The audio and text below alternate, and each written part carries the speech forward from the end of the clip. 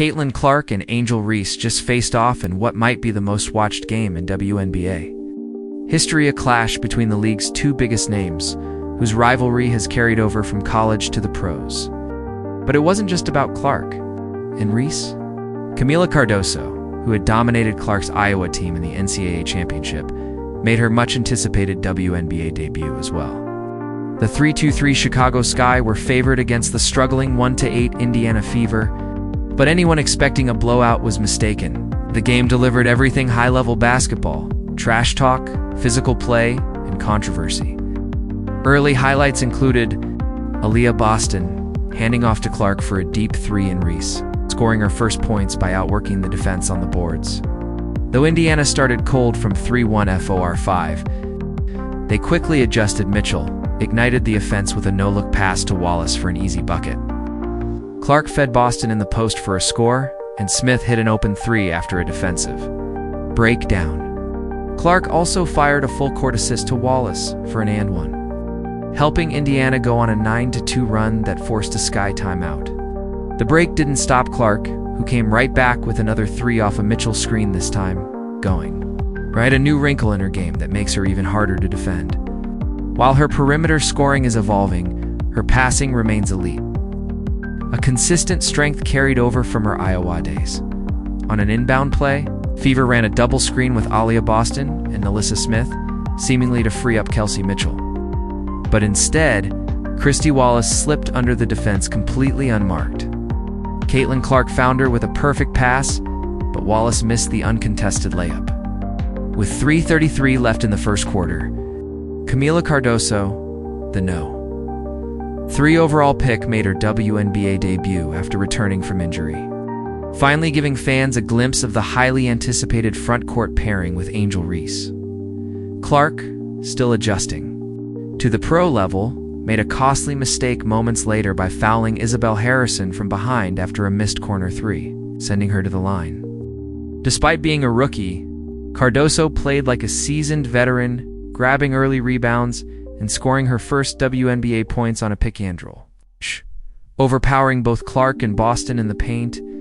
By the end of the first quarter, Clark had filled the stat sheet with 6 points, 3 rebounds, and an assist. While both Reese and Cardoso were beginning to make their presence felt, the Fever opened the second quarter on a strong note, leading 17-4. Clark's off-ball movement created another scoring opportunity as she came off a screen and found a rolling Katie Lou Samuelson for an easy layup. Moments later, Samuelson returned the favor by kicking it out to Nalissa Smith, who knocked down a wide-open corner three. Chicago, meanwhile, struggled to find clean looks and relied heavily on second-chance points.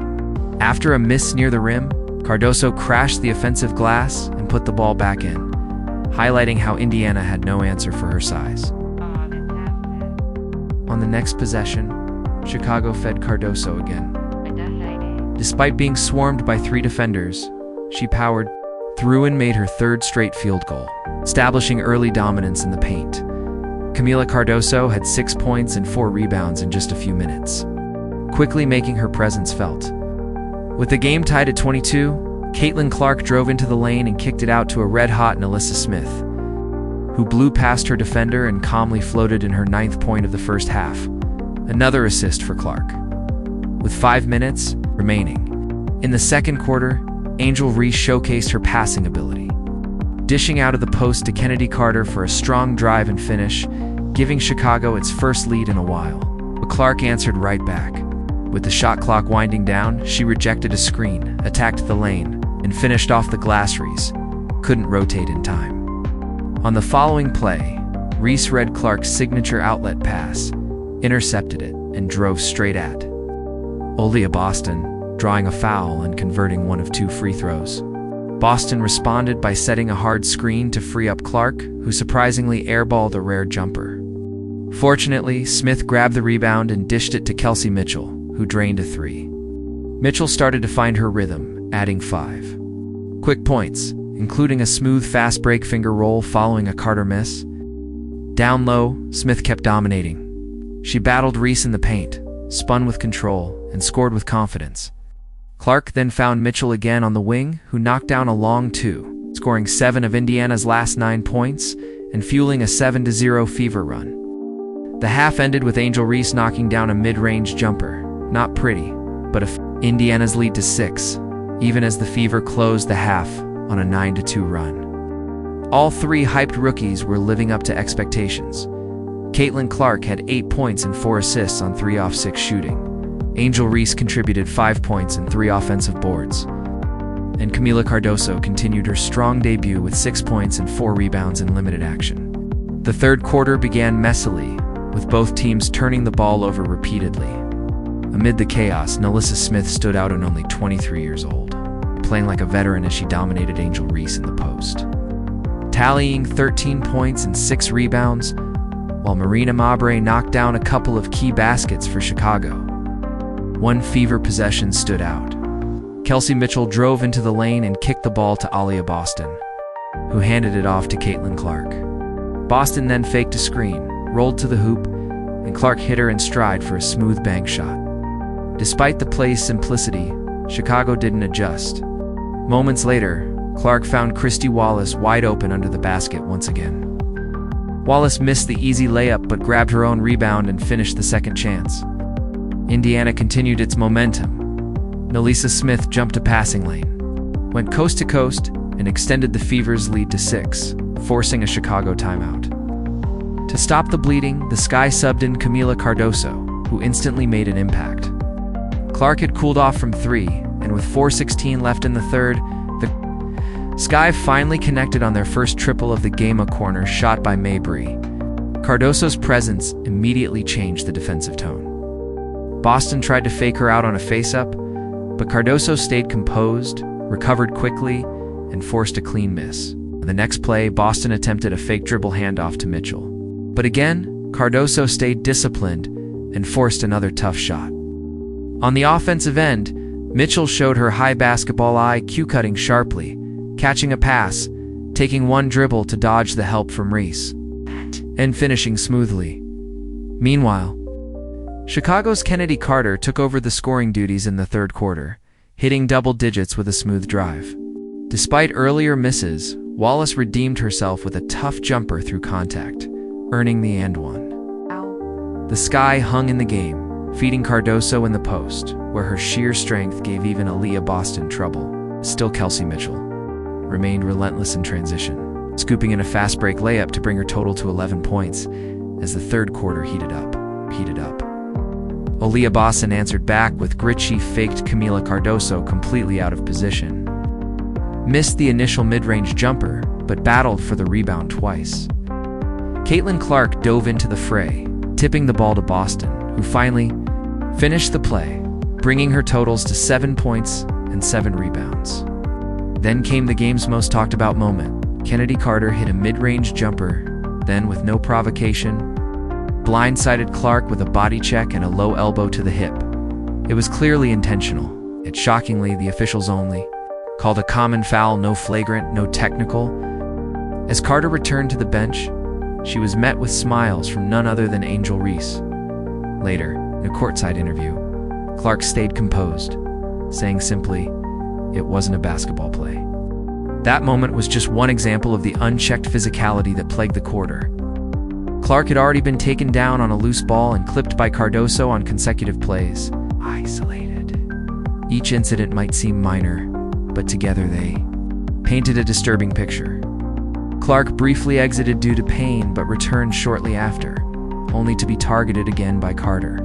Through it all, Carter showed no signs of remorse, escalating tensions on what was already a hard-fought game. In the post-game interview, Caitlin Clark remained composed yet assertive, voicing what many fans were already thinking. The WNBA has to do something and start officiating these games properly, especially when it comes to Caitlin Clark.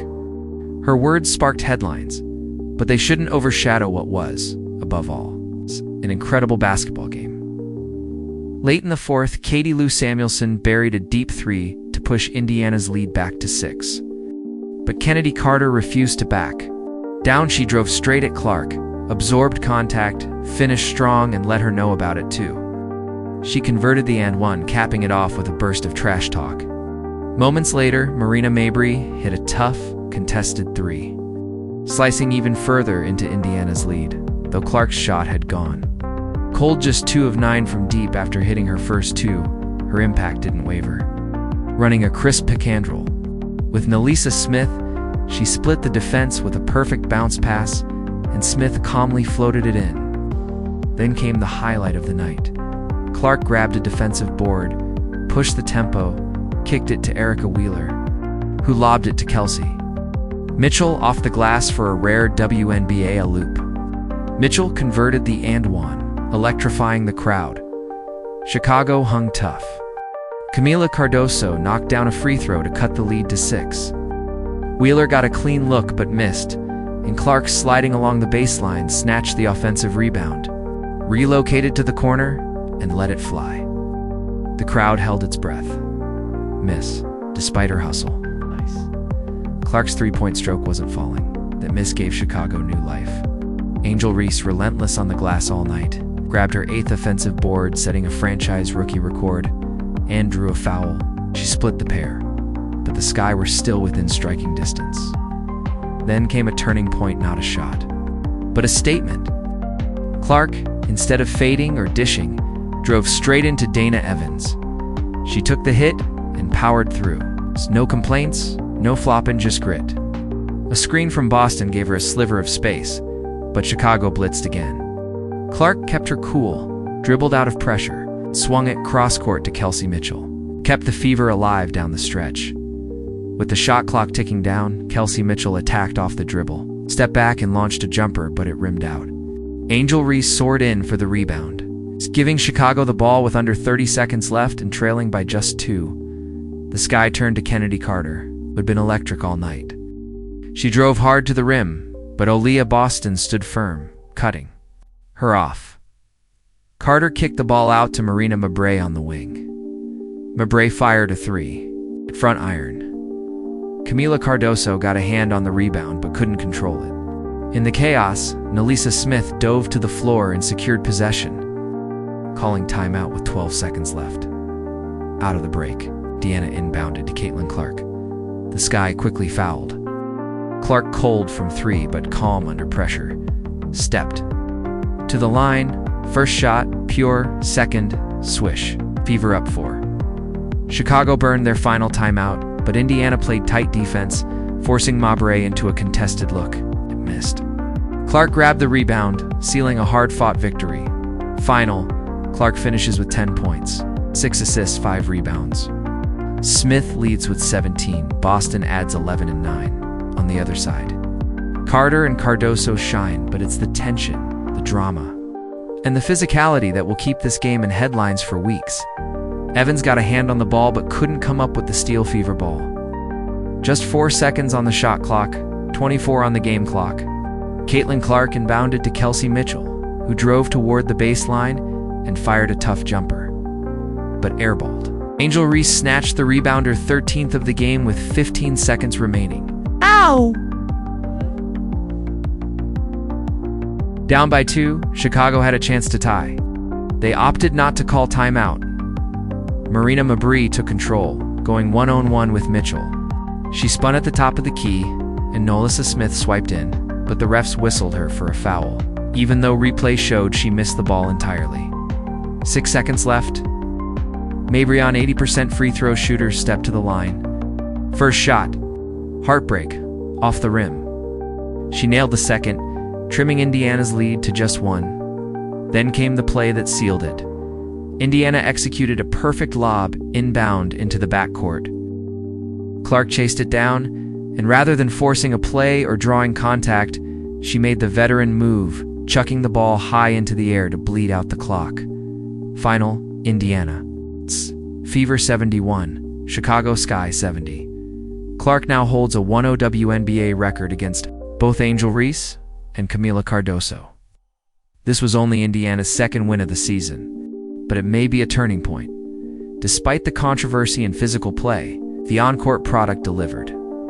Clark finished with 11 points, 8 rebounds, and 6 assists, becoming the youngest player in WNBA history to reach 150 points, 50 rebounds, and 50 assists in her first 10 games. Camila Cardoso, under 20 minutes, scored 11, and grabbed 6 boards. Angel Reese dominated with 13 rebounds, including a rookie franchise record for offensive rebounds and 8 points. Mitchell dropped 18. Smith added 17. And Boston anchored the paint with 10 points and key defensive stops. This Indiana team is young, gritty, and full of potential. And the rivalry brewing between Clark, Reese, and Cardoso, it's already must-watch. The energy, the tension, the storylines. This could be the Bird versus Magic of the WNBA era. Women's basketball isn't just rising, it's exploding. Stay tuned. We're covering every chapter.